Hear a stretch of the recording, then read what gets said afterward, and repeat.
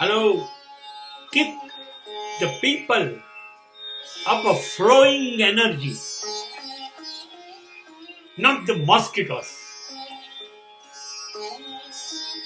તમારી આજુબાજુમાં શક્તિઓ છલકાતી હોય, ઉભરાતી હોય, શક્તિઓનો પુંજ એને ઝગમગ કરતો હોય એવા માણસોને રાખો.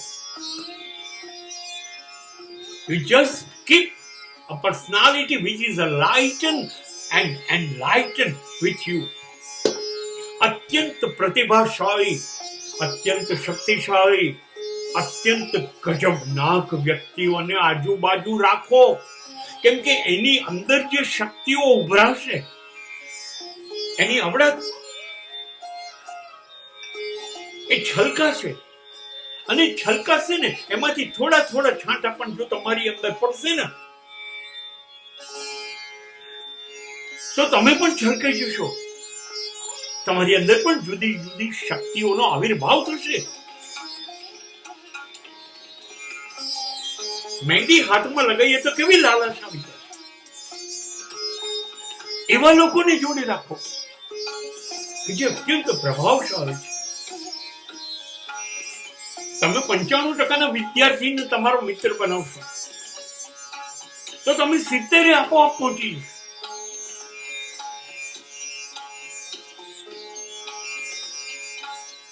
શ્રેષ્ઠતમની દોસ્તી કરો, નબાની દોસ્તી ન કરો, કેમ કે એ તમારામાં ઉમેરશે.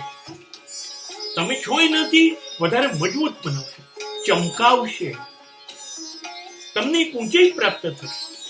કદાચ એના જેટલી નહીં તો પણ એની સરખામણી જેટલી. અને તમારી આવડતનું તમને ગૌરવ થશે, સમાજ સન્માન કરશે અને તમને સંતોષ થશે. And the second part of the statement,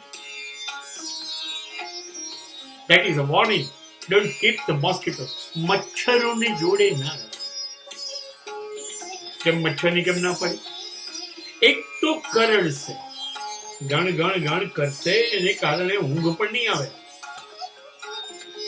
અને તમારું લોહી પી જશે, તમને ચૂસી જશે, તમને ખાલી કરી કાઢશે, કશું ઉમેરશે નહીં, તમારું લોહી પીશે. અને શક્યતા હશે કે ડંખ મારીને કોઈ જીવાણુઓ ઉમેરશે તો કાલે ઉઠીને મેલેરિયા કે બીજા કોઈ પણ જાતના રોગ લાવશે. માટે આવા મચ્છર જેવા ઝેરીલા, રોગીલા, લોહી ચૂસનારા માણસોને દૂર રાખો. શક્તિઓના ધોધ જેવા માણસો જોડે બેસો અને જીવો.